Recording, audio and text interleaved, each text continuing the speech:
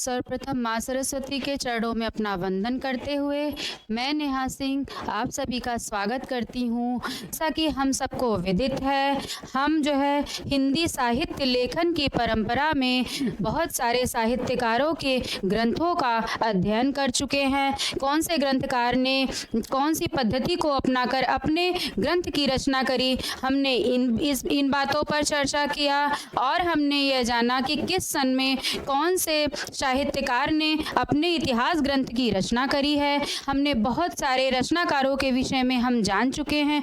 अब उसी श्रेणी में आगे बढ़ते हुए हमारे जो अगले साहित्यकार, साहित्य ग्रंथ की रचना करने वाले रचनाकार आते हैं जो सर्वविदित हैं, भला उनको कौन नहीं जानता। तो डॉक्टर राम कुमार वर्मा जी के विषय में आज हम कुछ महत्वपूर्ण जानकारी उपलब्ध करने जा रहे हैं। तो आइए बात करते हैं डॉक्टर राम कुमार वर्मा जी के विषय में, कुछ मुख्य बातें जानते हैं और उनके इतिहास ग्रंथ के विषय में उनका कालखंड विभाजन देखेंगे।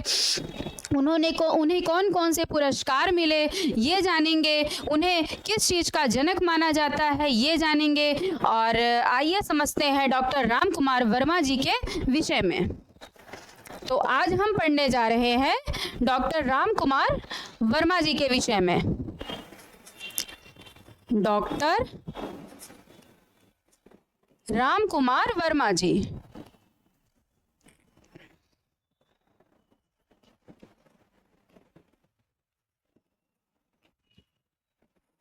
डॉक्टर राम कुमार वर्मा जी का जो जन्म हुआ था वह सागर मध्य प्रदेश में हुआ था। और डॉक्टर राम कुमार वर्मा जी जो है, इनका जन्म का समय है 1905 ईस्वी में जो है इनका जन्म हुआ था, डॉक्टर राम कुमार वर्मा जी का। और सबसे मुख्य बात आती है कि इनके इतिहास ग्रंथ का नाम क्या है। तो जैसा हम सबको विदित है, इनके इतिहास ग्रंथ का नाम है हिंदी साहित्य का आलोचनात्मक इतिहास। हिंदी का आलोचनात्मक इतिहास। तो इनके ग्रंथ का जो नाम है, डॉक्टर राम कुमार वर्मा जी के ग्रंथ का नाम है हिंदी साहित्य का आलोचनात्मक इतिहास। ग्रंथ क्या है इनका?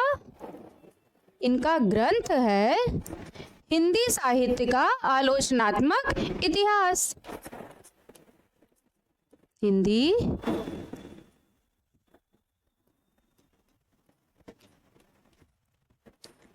हिंदी साहित्य का आलोचनात्मक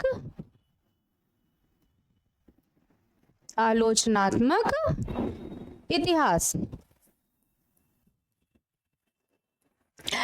और इनकी रचना का जो इनके ग्रंथ का जो रचना काल है, तो 1938 ईस्वी में इन्होंने इस ग्रंथ की रचना की थी।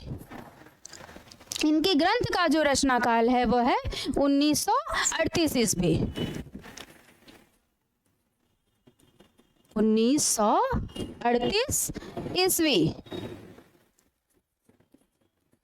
ठीक है, यहाँ तक हमने इनके विषय में जाना। और हम आगे जब पद्धतियों पर चर्चा कर रहे थे कि किस ग्रंथकार ने कौन सी पद्धति को अपना करके अपने इतिहास ग्रंथ की रचना करी है, तो उसी समय हमने इस बात पर चर्चा करी थी कि आलोचनात्मक पद्धति भी होती है, जिसका अनुसरण करके जिसके जन्मदाता कौन माने जाते हैं, तो उसके जन्मदाता माने जाते हैं डॉक्टर राम कुमार वर्मा जी, जिन्होंने आलोचनात्मक पद्धति को अपना करके अपने इतिहास ग्रंथ की रचना करी हुई थी। तो इन्होंने कौन सी पद्धति अपनाई थी? तो डॉक्टर राम कुमार वर्मा जी ने आलोचनात्मक पद्धति का अनुसरण किया था। आलोचनात्मक पद्धति। ठीक है, यहाँ तक हमने चीजें जानी। अब हम इनके विषय में जानते हैं कि साहित्यकार में ये जो है अविस्मरणीय क्यों है, क्यों इनको जाना जाता है। तो सर्वप्रथम जो इनकी पहचान है, ये एक ही बहुत ही उच्च कोटि के जो है आलोचक हैं।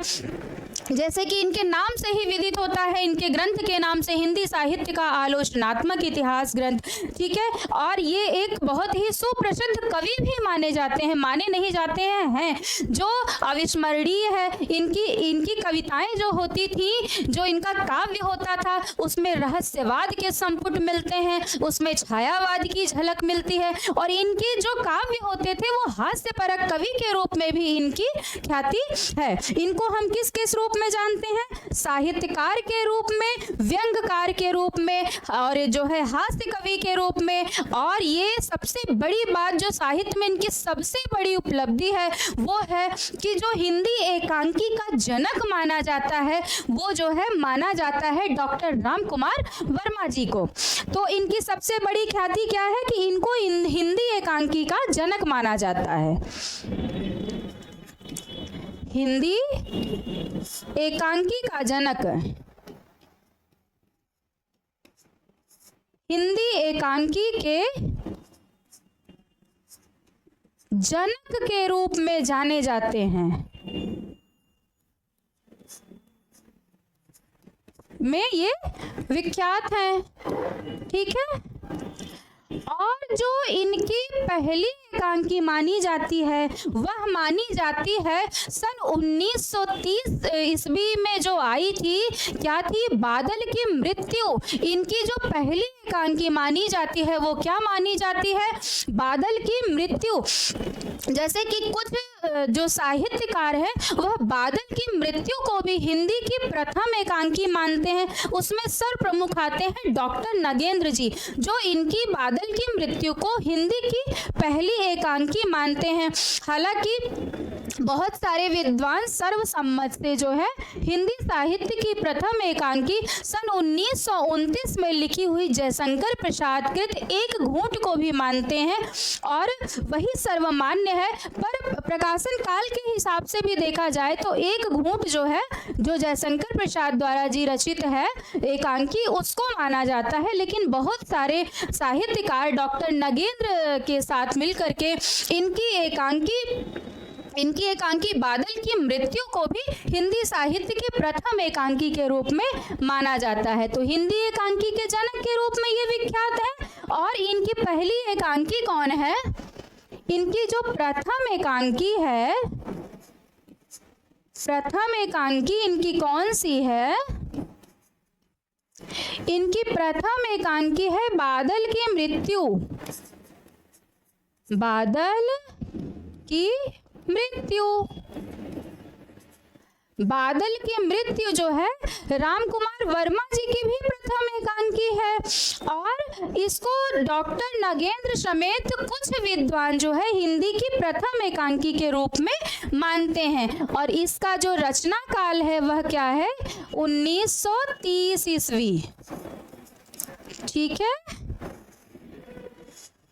ठीक है ना, 1930 ईस्वी हम जानते हैं। ठीक है, जैसा इनके बारे में हमने यहाँ तक समझा। और 1990 ईस्वी में इनका जो है देहांत हो जाता है। परंतु उससे पूर्व ये हमें बहुत कुछ हिंदी साहित्य की अमूल्य निधि के रूप में समर्पित करके जो है जाते हैं, जिससे राम कुमार वर्मा जी को भूल पाना हमारे लिए असंभव है, अविस्मरणीय है, जिसका अध्ययन हम निरंतर करते रहे आए हैं, आगे भी करते रहेंगे। तो आइए इस कड़ी में आगे बढ़ते हुए जानते हैं कि इनको जो है साहित्य और शिक्षा के क्षेत्र में जो है इन्हें पद्म भूषण सम्मान से सम्मानित किया गया था सन 1963 ईस्वी में। सन 1963 ईस्वी में इनको जो है पद्म भूषण सम्मान भी मिला था। पद्म भूषण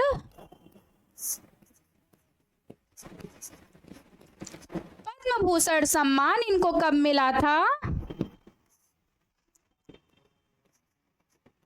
1963 ईस्वी में।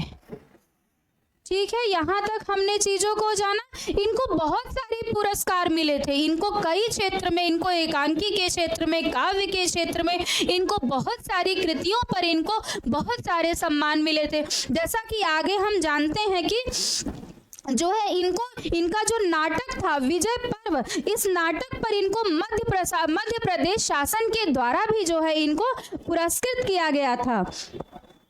ठीक है, जो इनका नाटक था विजय पर्व, इसके लिए मध्य प्रदेश शासन परिषद से भी इन्हें पुरस्कार प्राप्त हुआ था।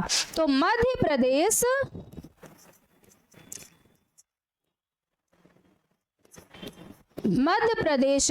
शासन परिषद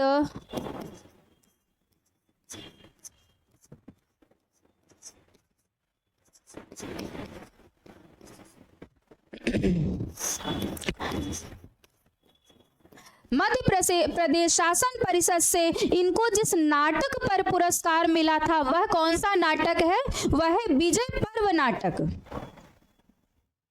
मिला था, वह है विजय पर्व नाटक पर। विजय पर्व इनका क्या है? एक नाटक है, और इसी नाटक पर इनको क्या मिला था? मध्य प्रदेश द्वारा जो है इनको पुरस्कृत किया गया था।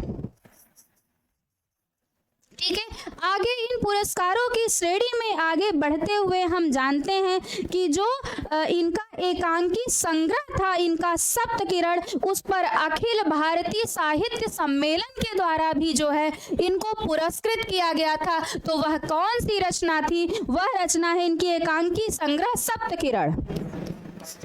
तो किसके द्वारा इनको पुरस्कृत किया गया था? अखिल भारतीय साहित्य सम्मेलन, अखिल भारतीय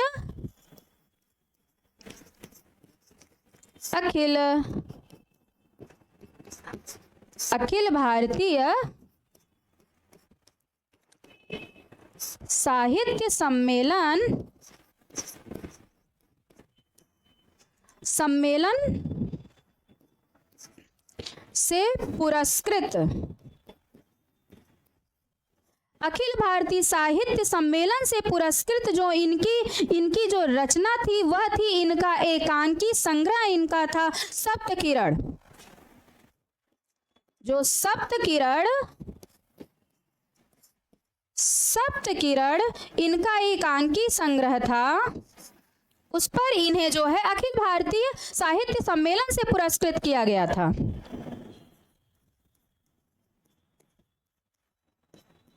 एकांकी संग्रह, इनको सबसे ज्यादा ख्याति एकांकी के क्षेत्र में मिली हुई है। जैसा कि हमको विदित है कि जो है हिंदी एकांकी के जनक माने जाते हैं, और ये हिंदी भाषा और हिंदी के लिए ये बहुत ही मतलब जागरूक कवि माने जाते थे। ये विदेशों में भी जब जाते थे ना, तो हिंदी का प्रचार प्रसार करते थे, और आकर के हिंदी वासियों को जागरूक करते थे कि जागो। जैसे और देशों में अपनी अपनी मातृभाषाओं को सम्मान दिया जाता है, अंग्रेजी के पीछे भागने के ये विरोधी थे, ये हिंदी को बहुत सम्मान देते थे। ठीक है, तो ये है डॉक्टर राम कुमार वर्मा जी, और इसी वजह से इनको हर क्षेत्र में, इनको विदेशों में भी बुलाया गया, इनको हर क्षेत्र में पुरस्कार से जो है सम्मानित किया गया। ठीक है, और इनका एक काव्य संग्रह है चित्ररेखा। इस चित्ररेखा काव्य संग्रह पर इनको सर्वश्रेष्ठ हिंदी पुरस्कार मिला था। कौन सा पुरस्कार? देव पुरस्कार। ठीक है, तो सर्वश्रेष्ठ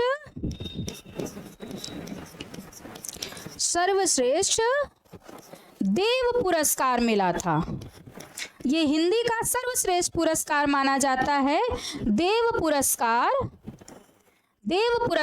इनको मिला था, इनकी जो है काव्य संग्रह के लिए, चित्ररेखा काव्य संग्रह के लिए इनको मिला था देव पुरस्कार।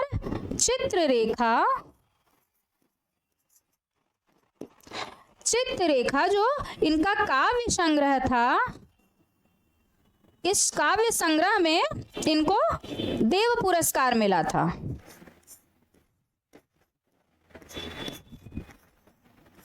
अच्छा, फुटकर रचनाएं अलग अलग रचनाओं से ज्यादा ये काव्य संग्रह और जो है एकांकी संग्रह के लिए ज्यादा प्रसिद्ध माने जाते थे। ठीक है, तो तो यहाँ तक हमने जाना कि चित्ररेखा जो इनका काव्य संग्रह है, इसके लिए इनको हिंदी का सर्व प्रसिद्ध जो है पुरस्कार, सर्वोपरि पुरस्कार मिला था, देव पुरस्कार मिला था।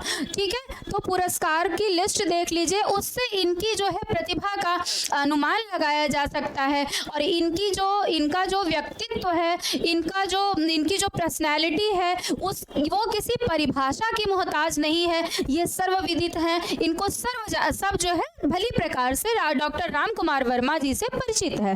ठीक है, आगे इस श्रेणी में बढ़ते हुए हम जानते हैं कि इन्होंने जो अपनी काव्य रचनाएं करी हैं वो अलंकृत शैली को अपना करके की हैं, मतलब उसमें चमत्कार उत्पन्न किया है, उसमें ऐसे शब्दों को गढ़ा गया है कि वह चमत्कृत प्रतीत होती है, वो अलंकृत प्रतीत होती है। ठीक है, और सबसे बड़ी मुख्य बात है इनके काव्य रचनाओं की, और जैसे भगवती चरण वर्मा जी हैं, वो डॉक्टर राम कुमार वर्मा जी के लिए कहते हैं कि डॉक्टर राम कुमार वर्मा रहस्यवाद के पंडित हैं। एक बहुत ही बड़ा कथन है ये, अभी हम उस पर बात करेंगे, लेकिन मुख्य बिंदु पर बात करते हैं कि डॉक्टर राम कुमार वर्मा जी को भगवती चरण वर्मा जी ने कहा हुआ है कि ये रहस्यवाद के महापंडित माने जाते हैं।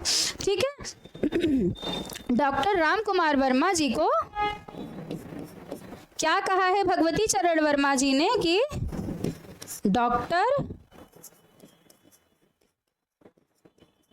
डॉक्टर राम कुमार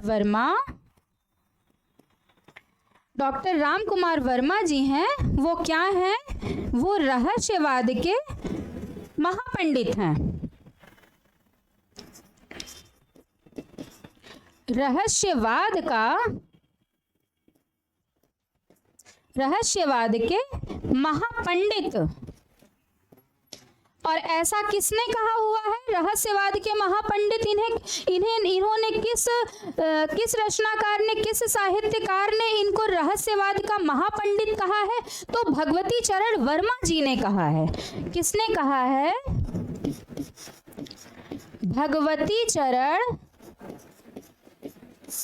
भगवती चरण वर्मा जी ने कहा है। इनको रहस्यवाद का महापंडित कहा भगवती चरण वर्मा जी ने।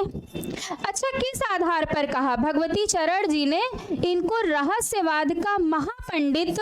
किस आधार पर कहा? तो इनकी जो ये रचना थी चित्ररेखा, जो इनका काव्य संग्रह था, वो बताते हैं कि इसमें रहस्यवाद भरा पड़ा हुआ है। तो इसमें रहस्यवाद की बाहुल्यता होने के कारण उन्होंने कहा है कि यदि रहस्यवाद को समझना हो, रहस्यवाद को जानना हो, तो उससे जो है सबसे अच्छा मार्ग जो है, सबसे अच्छा जो ग्रंथ अगर कोई है तो डॉक्टर राम कुमार वर्मा जी द्वारा कृत जो है चित्ररेखा रचना को आप पढ़िए और रहस्यवाद में डूब जाइए। ऐसा किसका मानना है? ऐसा मानना है भगवती चरण वर्मा जी का। ठीक है, तो हमने यहाँ तक जाना, काफी बड़ा कथन है भगवती चरण वर्मा जी का कि डॉक्टर राम कुमार वर्मा रहस्यवाद के महापंडित हैं। इन्होंने रहस्यवाद के हर पहलू पर अध्ययन किया है, उसका मनन किया है, उस पर गहनता से शोध किया हुआ है। उसके पश्चात उसको समझना और उसका वास्तविक और वैज्ञानिक रूप यदि आपको देखना हो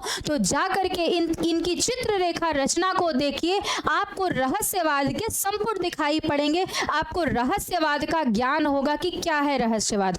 अच्छा, रहस्यवाद पर थोड़ी सी चर्चा कर लेते हैं हम कि क्या है रहस्यवाद। तो रहस्यवाद, जैसे कि कबीरदास जी निर्गुण भक्ति जो कवि होते थे, रचनाकार होते थे, अधिकतर जो संत काव्य लिखते थे और वो जो है रहस्यवाद को अपनाते थे। जैसे कबीरदास जी का रहस्यवाद भी हम पढ़ते हैं, एक रचना भी है कि कबीर दास का रहस्यवाद। तो कबीरदास का जो है रहस्यवाद कैसा था? वो निर्गुण ब्रह्म की उपासना करते थे। यदि सामान्य अर्थों में रहस्यवाद को समझा जाए तो क्या है रहस्यवाद? रहस्यवाद है अप्रस्तुत में जब प्रस्तुत की हमें जो है अनुभूति होने लगे, हम महसूस करने लगे, अप्रस्तुत में प्रस्तुत अमृत को हम उसमें डूब जाएं, उतर जाएं, तो वही है रहस्यवाद। समझने के लिए समझते हैं, जैसे कि ईश्वर है, हम ईश्वर को मानते हैं, वो हमारे समक्ष तो नहीं है, उन्हें किसी ने नहीं देखा आज तक कि ईश्वर का क्या रूप है, क्या आकार है। बस हम आंखें बंद करते हैं तो हम ईश्वर से बातें करते हैं, ऐसा लगता है कि वो हमारे समक्ष है। तो उनको महसूस कर लेना मतलब एक आत्मा का परमात्मा से मिलन है रहस्यवाद, प्रकृति का सजीव चित्रण है रहस्यवाद। ठीक है, और जो है जैसा कि हम जानते हैं कि प्रकृति के कण कण में परमात्मा का निवास जब हमें महसूस होने लगे, इस चीज का एहसास होने लगे कि हर क्षण हर कण में जो है वह सत्ता विद्यमान है, तो वही है रहस्यवाद। तो उस रहस्यवाद के संपुट जो है डॉक्टर राम कुमार वर्मा जी के साहित्य में देखने को परिलक्षित होता है। और मुख्यतः जो रहस्यवाद दिखाई देता है, इनकी रचना जो है जैसा भगवती चरण वर्मा जी ने बताया है कि चित्र रेखा में दिखाई देता है, रहस्यवाद से भरी पड़ी है इनकी जो है रचना। अच्छा, जैसा कि डॉक्टर राम कुमार वर्मा जी मुख्यतः जो है छायावादी कवि माने जाते हैं, जैसा पंत जी ने भी स्वीकारा है। छायावाद जिसके जनक हमारे जो है जयशंकर प्रसाद जी माने जाते हैं, तो उसी इनका जो काव्य है ये है भी छायावादी कवि, और छायावाद के पूरे संपुट प्रतीत होते हैं, दृष्टांत होते हैं जो है डॉक्टर राम कुमार वर्मा जी के काव्य में। जैसे जो छायावाद है वो भी जो है छायावाद में प्रकृति में मानवीकरण को दिखाया जाता है। हमने क्या देखा है कि छायावाद में प्रकृति चित्रण बहुत ज्यादा हुए हैं और मानवीकरण बहुत ज्यादा हुआ है। ठीक है, तो व्यक्तिवाद को प्रधानता दी जाती है छायावाद में, नारीवाद के प्रति प्रेम को दिखाया गया है छायावाद में, सौंदर्यता का चित्रण है छायावाद में, और नवीन जीवन का दर्शन जो है दृष्टांत होता है छायावाद में। तो जैसा हमने छायावाद को समझा और रहस्यवाद के विषय में सीमित चर्चा करी हमने, विस्तार पूर्वक हम आगे चर्चा करेंगे। तो उस सीमित चर्चा में भी हमने भाव को समझा कि क्या है रहस्यवाद और क्या है छायावाद। तो जो छायावाद है और रहस्यवाद है वो पूरी तरह से दृष्टिगोचर होता है डॉक्टर राम कुमार वर्मा जी के जो है काव्य संग्रहों में, इनकी रचनाओं में, इनकी एकांकियों में सजीवता दिखाई देती है, प्रकृति चित्रण दिखाई देता है। ठीक है, तो हमने इनके विषय में ये मुख्य बातें की, हमने इनके जो रचनाओं में रहस्यवाद दिखाई देता है हमने उन पर चर्चा की, छायावाद भी परिलक्षित होता है हमने उन पर चर्चा की, इनके विषय में बहुत ही मुख्य बिंदुओं पर हमने चर्चा की। अब हम जानते हैं कि ये जो डॉक्टर राम कुमार वर्मा जी हैं ये प्रयाग विश्वविद्यालय में प्राध्यापक के पद पर भी कार्यरत रह चुके हैं और काफी लंबे समय तक इन्होंने अध्यक्ष के पदभार को ग्रहण किया हुआ था प्रयागराज जो है विश्वविद्यालय में। ठीक है, यहाँ तक हमने चीजों को समझा। अब आगे समझते हैं कि प्रयागराज विश्वविद्यालय में यह बिंदु नोट करने के योग्य है, इसको हम लिखेंगे कि प्रयागराज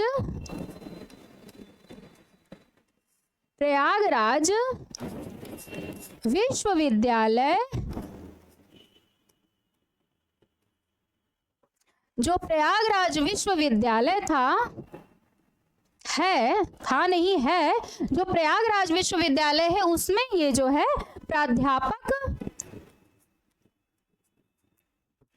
प्रयागराज विश्वविद्यालय में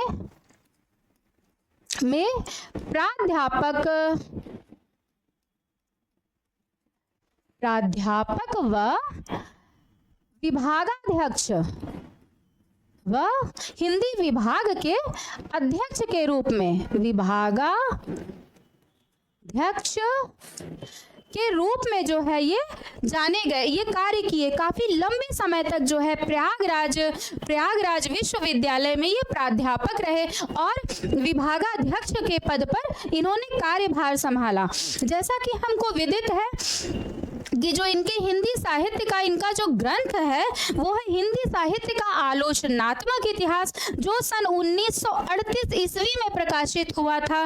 वो उस पर ही इनकी पीएचडी है, इनका शोध ग्रंथ है ये, जिस पर इन्होंने शोध किया था नागपुर विश्वविद्यालय से। हालांकि इनकी पीएचडी जो है कंप्लीट हुई थी, इनका शोध कार्य जो हुआ था हिंदी साहित्य का आलोचनात्मक इतिहास, वो कहाँ से, कौन सी यूनिवर्सिटी से हुआ था? तो नागपुर विश्वविद्यालय से इनकी पीएचडी कंप्लीट हुई थी। तो आइए जानते हैं अब हम इनके इतिहास ग्रंथ के विषय में। इनका इतिहास ग्रंथ कौन सा है?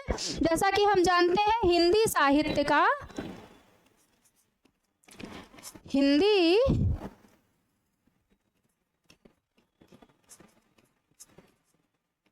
हिंदी साहित्य का आलोचनात्मक इतिहास।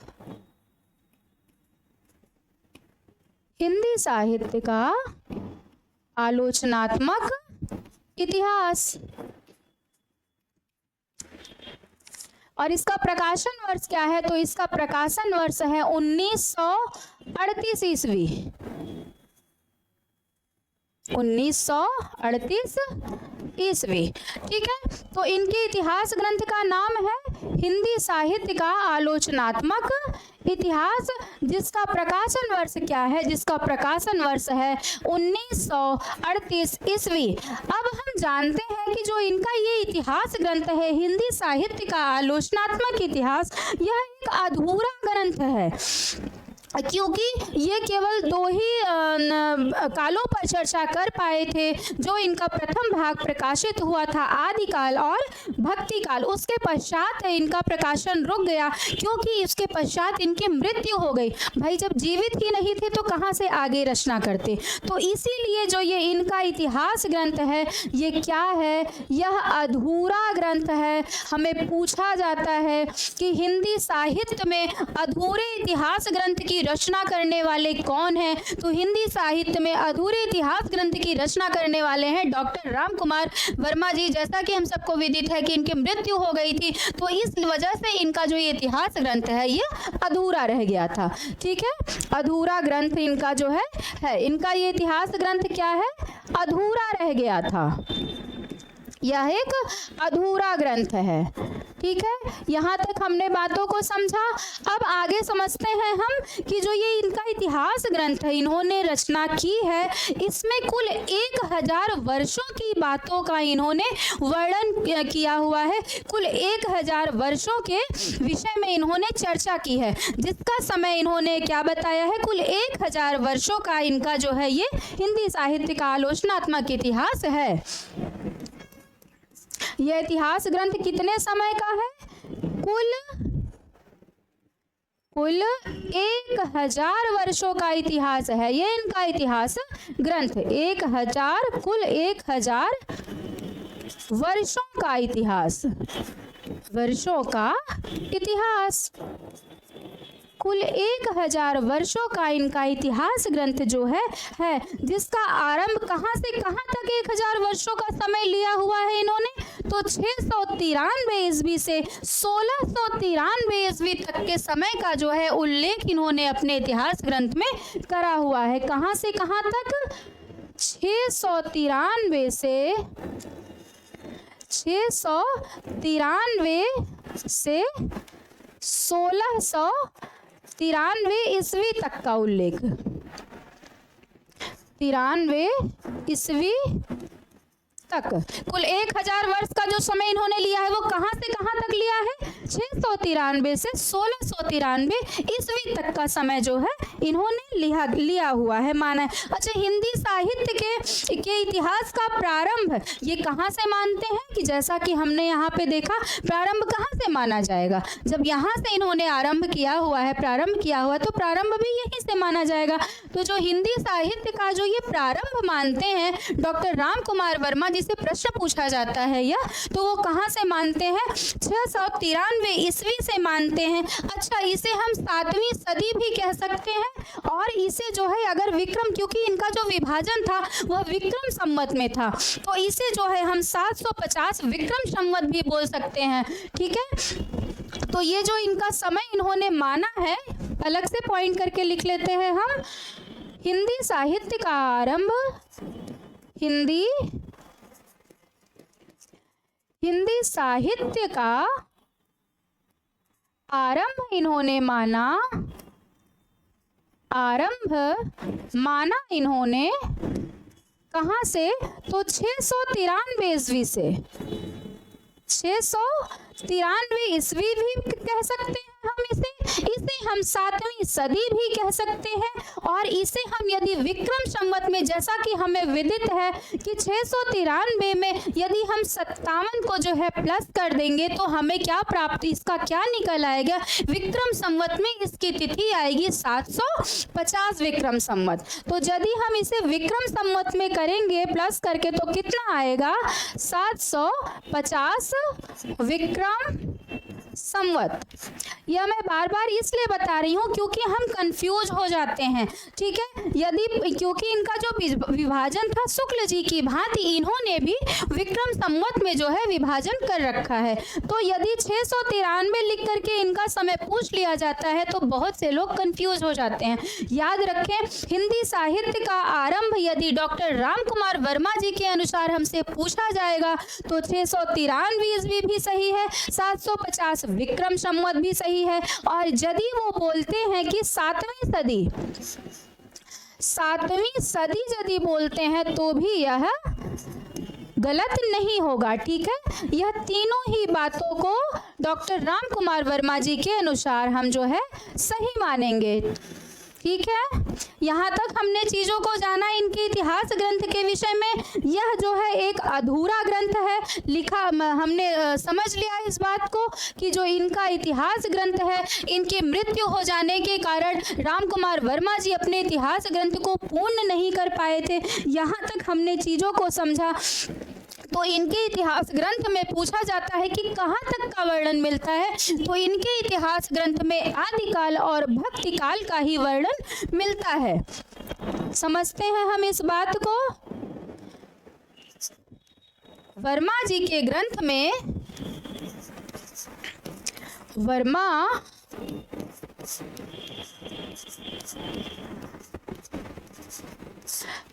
जी के ग्रंथ में आदिकाल,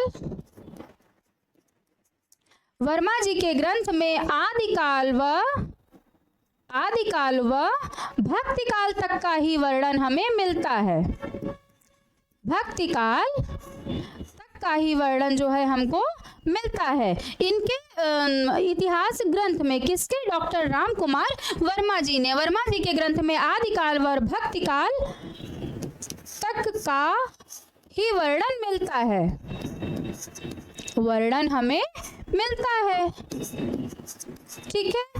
यहाँ तक हमने चीजों को समझा, जाना। अब हम जानते हैं कि आदिकाल को इन्होंने, अच्छा जो राम कुमार वर्मा जी थे इन्होंने आदिकाल को भी जो है 2 भागों में विभाजित किया है। इन्होंने आदिकाल को अन्य नाम से तो पुकारा ही, जैसा आदिकाल को रामचंद्र शुक्ल जी वीर गाथा काल कहते हैं, हजारी प्रसाद द्विवेदी जी ने आदिकाल नाम दिया है, उसी भांति डॉक्टर राम कुमार वर्मा जी आदिकाल को पुकारते हैं संधि और चारण काल। तो आदिकाल को भी इन्होंने 2 भागों में बांट दिया, एक को संधि कहा और दूसरे को चारण काल कहा। याद रहे, यहाँ पे जो चारण काल की बात आती है तो बहुत ही ज्यादा लोग भ्रमित होते हैं। ग्रियर्सन जी में और डॉक्टर राम कुमार वर्मा जी में तो हमें विदित रहे कि जो राम कुमार वर्मा जी थे उन्होंने आदिकाल को 2 नामों से पुकारा था, संधि और चारण काल, और जो ग्रियर्सन जी थे उन्होंने मात्र चारण काल नाम से पुकारा था। और अच्छा, बहुत ही आनंद की बात है कि जो राम कुमार वर्मा जी थे उन्होंने अपने इतिहास ग्रंथ का जो नाम रखा वो तो रखा जो है जो आदिकाल का इन्होंने नामकरण किया वो किया संधि काल और चारण काल, लेकिन बड़े आनंद की बात है कि चारण काल के किसी कवि को जो है इन्होंने स्थान नहीं दिया अपने इतिहास ग्रंथ में, ठीक है। तो चारण जो है काल की एक भी रचना इनके इतिहास ग्रंथ में हमें नहीं दृष्टांत होती है। तो जैसा कि हम समझते हैं कि आदिकाल को इन्होंने क्या नाम दिया, यह बहुत ही मुख्य प्रश्न है। यह प्रश्न पूछे जाते हैं कि किस कवि ने आदिकाल का क्या नामकरण जो है रखा। जैसे बच्चा जन्म लेता है ना, तो उसका नामकरण करने के लिए होड़ मच जाती है। माता कहती है कि मैं ये नाम रखूंगी, बुआ कहती है मैं ये नाम रखूंगा, चाचा कहते हैं मैं ये नाम रखूंगा।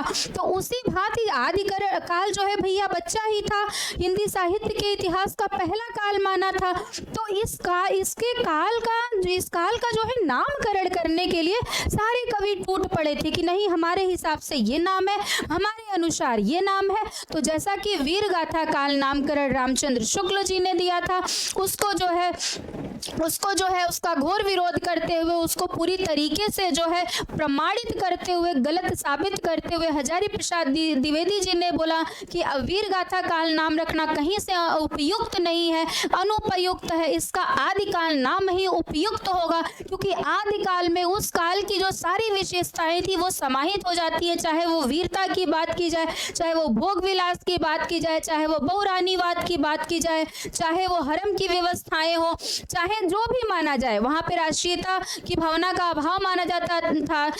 जो लोग होते थे, जो राजा होते थे, वो मात्र जो है कवियों के प्रेरित करने पर, उत्साह देने पर, अपनी वीरता का प्रदर्शन करने के लिए युद्ध करने जाते थे। तो हजारी प्रसाद जी ने इसको वीरता मानने से इनकार कर दिया और उसके ग्रंथ भी अप्राप्य हैं। तो आदिकाल नाम जो है उपयुक्त माना। परंतु डॉक्टर राम कुमार वर्मा जी ने क्या नामकरण दिया है आदिकाल को? तो डॉक्टर राम कुमार वर्मा जी ने आदिकाल को क्या कहा है? संधि चारण काल।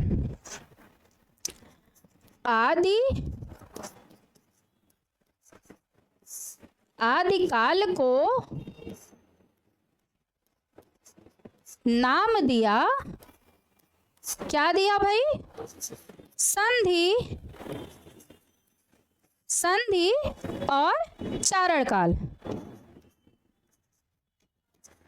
संधि व चारण काल याद रहे। संधि चारण काल एक में नहीं है, क्योंकि संधि का जो समय है और चारण काल का जो समय है, इन्होंने इस दोनों नाम का जो नामकरण किया हुआ है उसका समय भी इन्होंने अलग अलग हमें बताया हुआ। मतलब आदिकाल के इन्होंने दो नाम बता रखे हैं, एक संधि और एक चारण काल। ठीक है, यहाँ तक हमने बातों को समझा। अब आगे स्टडी में बढ़ते हुए हम जानते हैं कि जैसा कि हमने जाना कि अपने इतिहास ग्रंथ को, हिंदी साहित्य का जो इतिहास था उसको इन्होंने कुल 5 कालखंडों में विभाजित किया। कैसे? क्योंकि आदिकाल का ही इन्होंने 2 नाम रख दिया, तो बाकी इन्होंने शुक्ल जी के नाम को ही अपनाया। ये उनसे क्योंकि सहमत थे, तो उन्हीं के नाम को और उन्हीं के समय को पूरा वैसा का वैसा ही इन्होंने उठा करके राम कुमार वर्मा जी ने अपने साहित्य ग्रंथ में अपना जो काल विभाजन किया है वो बिल्कुल इन्हीं के नाम, जो समय को और नाम है उसको उठा करके रख दिया है, क्योंकि ये उससे पूर्ण सहमत थे। बस केवल आदिकाल को जो है आदिकाल की बात जहां तक आती है, जो संधि चारण काल नाम इन्होंने दिया है और उसका समय भी अलग बताया है, बस यहीं पे हमें मौलिकता दिखती है। बाकी पूरा जो है इनका, जैसे शुक्ल जी का कालखंड विभाजन है, बस बिल्कुल उसी तरीके से डॉक्टर राम कुमार वर्मा जी का भी काल विभाजन हमें दिखाई देता है। तो आइए समझ लेते हैं इनके जो है काल विभाजन को। वर्मा जी ने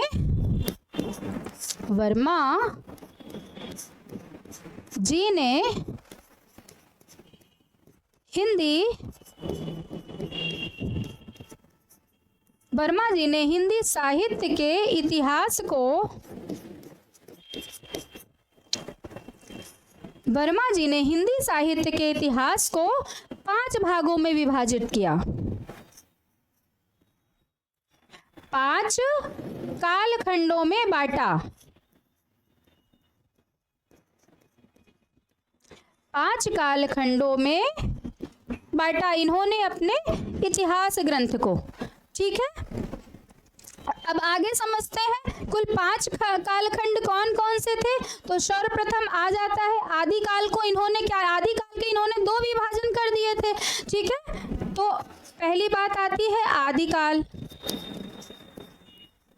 अब आदिकाल नाम ये इनका नाम नहीं है, ये तो हजारी प्रसाद द्विवेदी जी द्वारा नाम दिया गया है, परंतु इसके इन्होंने 2 भाग किए और जिसको नाम दिया इन्होंने, क्या नाम दिया?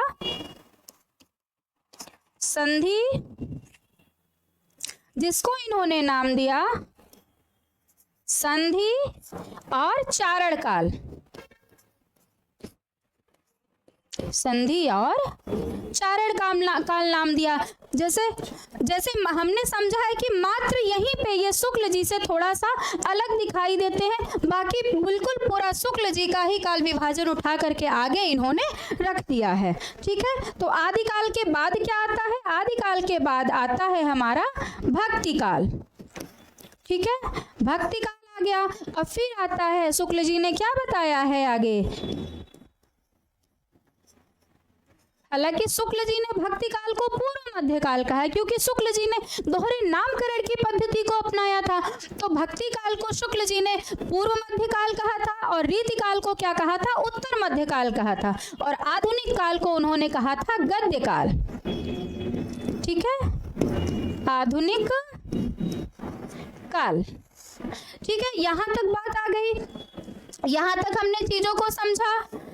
अब हम इसके समय को जान लेते हैं कि जो रामकुमार वर्मा जी हैं उन्होंने क्या क्या समय जो है बता रखा है। तो जैसा कि हमने जाना, जो संधि काल है उसका समय जो बताया हुआ है 750 विक्रम संवत से 1000 विक्रम संवत इन्होंने जो है संधि का समय बता रखा है। कहाँ से? 750 से लेकर के कितना? 1000 विक्रम संवत। ठीक है, यहां तक बताया इन्होंने। चारण काल का समय इन्होंने बताया हुआ है 1000 विक्रम संवत से 1375 विक्रम संवत। 1000 विक्रम संवत से 1375 विक्रम संवत। 1375 विक्रम संवत इन्होंने बता रखा है। ठीक है, अब भक्ति काल का समय जो इन्होंने बताया है 1375 से 1700 विक्रम संवत। 1375 से 1700 विक्रम संवत। ठीक है, और रीति काल का जो उन्होंने समय बताया हुआ है 1700-1900 विक्रम संवत। 1700 से 1900 विक्रम संवत। अच्छा, अब आधुनिक काल को जैसा कि जानते हैं शुक्ल जी ने भी बता रखा है कि 1900 से अद्यतन या अब तक 1900 विक्रम संवत से अब तक। ठीक है, यहां से अब तक। तो इनके काल विभाजन को हमने समझा। ठीक है, यहाँ तक हमने चीजों को जो है समझा कि इन्होंने आदिकाल को दो नामों से पुकारा। कौन कौन से नाम थे? तो संधि और चारण काल, जिसमें संधि का समय इन्होंने 750 से 1000 विक्रम संवत बताया और चारण काल का समय 1000 से 1375 विक्रम संवत बताया। बस यही आदिकाल में रामकुमार वर्मा जी के काल विभाजन में मौलिकता दिखाई देती है। बाकी बिल्कुल शुक्ल जी के विभाजन को ही इन्होंने दिखाया हुआ है, उनके समय को ही इन्होंने विक्रम संवत में ही माना हुआ है। ठीक है, तो यहाँ तक बहुत अच्छे से हमने डॉक्टर रामकुमार वर्मा जी का जो है साहित्यिक परिचय समझा, ऐतिहासिक परिप्रेक्ष्य उनको देखा। ठीक है, अब एक मुख्य बात और आती है डॉक्टर रामकुमार वर्मा जी के विषय में। यहीं पर हम समझ लेते हैं कि जो भक्ति काल का विभाजन किया था, जैसा कि हम जानते हैं रामचंद्र शुक्ल जी ने भक्ति काल का सांप्रदायिक विभाजन किया हुआ था। तो शुक्ल जी का सांप्रदायिक विभाजन क्या था?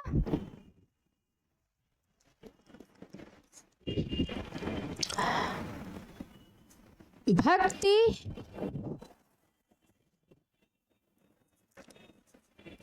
शुक्ल जी द्वारा भक्ति काल का विभाजन, भक्ति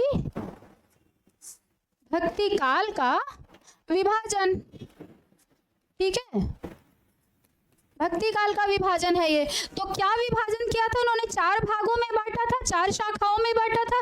पहली शाखा क्या थी? निर्गुण ज्ञानाश्रयी शाखा। ठीक है, पहली शाखा क्या थी? निर्गुण ज्ञानाश्रयी शाखा। पहली शाखा निर्गुण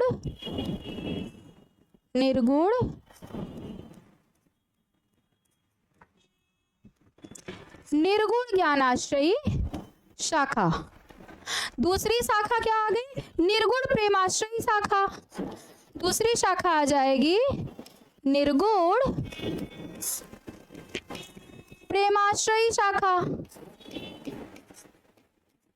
प्रेमाश्रयी शाखा। और तीसरी बात बताई इन्होंने, तीसरा विभाजन इनका था शुक्ल जी का, वह क्या था? रामाश्रयी शाखा। रामाश्रयी शाखा, ठीक है। और चौथा जो इनका भक्ति काल का सांप्रदायिक विभाजन था शुक्ल जी का था, वह था कृष्णाश्रयी शाखा। कृष्णाश्रयी शाखा, ठीक है। अब यहाँ पे ये तो शुक्ल जी का विभाजन हो गया, यहाँ तक किसका विभाजन हो गया? ये है रामचंद्र शुक्ल जी का विभाजन, ठीक है। आगे हम राम कुमार वर्मा जी का विभाजन देखते हैं। डॉक्टर राम कुमार वर्मा जी। अब हम डॉक्टर राम कुमार वर्मा जी का विभाजन देखते हैं तो क्या आ जाता है? डॉक्टर राम कुमार वर्मा जी ने निर्गुण ज्ञानाश्रय शाखा को क्या नाम दिया है? संत काव्य नाम से पुकारा है। पहला क्या होता है इनका? संत काव्य बोला इन्होंने, संत काव्य कहा इन्होंने। दूसरे विभाजन को निर्गुण प्रेमाश्रयी शाखा को इन्होंने क्या कहा? जो है प्रेम काव्य के नाम से, सूफी काव्य के नाम से पुकारा। संत काव्य और दूसरा क्या है? सूफी काव्य। स नाम से बड़ा प्रेम था राम कुमार वर्मा जी को और 7वीं तिथि से बड़ा प्रेम था। दूसरा आ गया। अब तीसरा क्या आ जाता है इनका? रामाश्रय शाखा को इन्होंने राम काव्य कह दिया। क्या कह दिया? राम काव्य कह दिया। और कृष्णाश्रय शाखा को इन्होंने क्या कह दिया? कृष्ण काव्य कह दिया, ठीक है। कृष्ण काव्य कह दिया। जैसे निर्गुण ज्ञानाश्रय शाखा में कबीरदास जी वगैरह आते हैं, उसी तरीके से संत काव्य में भी वही कवि आएंगे। सूफी काव्य प्रेमाश्रयी जो है शाखा के जो रचनाकार थे, जैसे जायसी कुतुबन, ये सब हो गए। उसी तरीके राम भक्त कवि आ गए, तुलसीदास जी हमारे हो गए। आगे कृष्ण भक्त कवि का वर्णन हो गया। तो उसी चीज को राम कुमार वर्मा जी ने कैसे जो है विभाजित किया? इस भांति विभाजित किया। और ये किसका विभाजन है? तो ये जो है रामचंद्र शुक्ल जी का विभाजन है, ठीक है। जैसा कि यहाँ तक हमने जाना राम कुमार वर्मा जी का, आज जो है हमने जो है काल विभाजन पढ़ा। तो आज की जो है कक्षा को हम यहीं पे समाप्त करते हैं। Thank you.